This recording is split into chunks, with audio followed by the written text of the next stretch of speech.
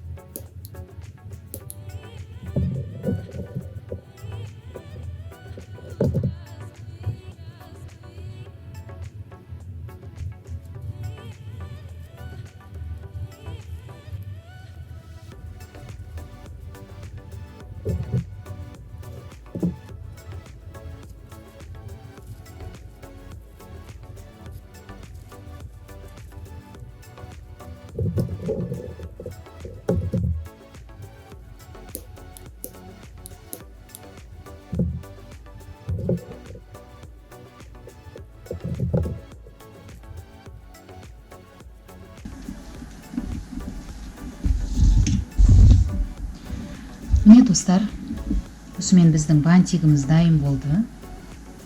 Өте әдемі көрінеді, әрі тез жасалынады.